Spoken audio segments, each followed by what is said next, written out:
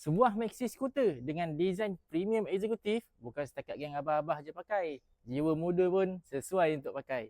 Ini adalah Honda NSS 250. Bernadikan enjin 249cc, transmisi auto, 23 horsepower dan 24 Nm of torque untuk korang bawa atas highway, potong lori, potong kereta, pulas, terus pergi. Top speed dia berapa boleh pergi? 14++, senyum je. Sistem suspension bahagian depan menggunakan telescopic fork, saiz tayar 15 inci.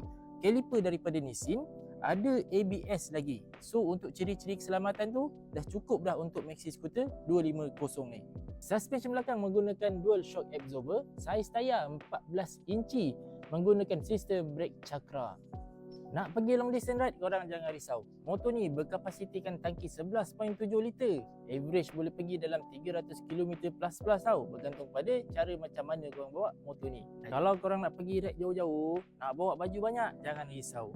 Tak payah pakai top box. Motor ni didatangkan dengan under seat punya compartment 40 liter plus. So average boleh letak dalam 2 biji helmet open face. Kalau tak baju, barang lain, semua boleh masuk kat dalam ni.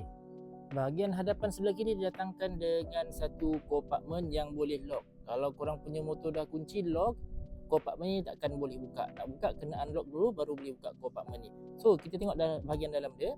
Memang sangat luas. Boleh masuk sampai separuh lengan aku ni. Okey. Dekat bahagian dalam juga ada satu charging port type C dan juga ada port untuk letak handphone, nampak. Korang cocok kabel kat situ, handphone korang boleh letak kat sini. Boleh letak kat situ. So tak adalah handphone tu bergoyang-goyang kat dalam ni. So untuk kompartmen tepi ni memang sangat safety. Bila korang lock handle, kompartmen ni pun ikut lock juga. Didatangkan dengan sistem smart key. So nak buka seat, fuel cap, semua dekat sini. Lock handle pun dekat sini. Jom kita tengok meter dia. Motor ni didatangkan dengan meter TFT saiz 5 inci guys. Korang tengok. Background dia ni kita boleh tukar lah. Nak gelap boleh, nak putih pun boleh. Macam aku guna auto saja. So bila cahaya cerah, matahari tengah panas, dia akan jadi warna putih. Bila malam, dia akan jadi background hitam.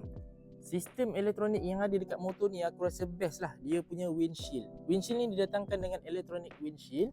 Kita adjust kat sini je, okey? Korang tengok aku buat. Tolak atas, dia naik atas. Tolak bawah, dia turun bawah. Ini adalah ketinggian minimum dia. Dan ini adalah ketinggian maksimum dia. Jom kita tengok daripada depan. Nampak? So dia boleh menghalang rintangan angin ataupun rintangan hujan. DRL dekat bahagian depan yang sangat garang dan juga signal di side mirror sebelah kiri dan kanan. Lampu belakang dan lampu hadapan menggunakan LED. So sangat cerah lah pada waktu malam. Seat height motor ni adalah 780mm. Aku punya tinggi 1700mm. So bila aku duduk ni,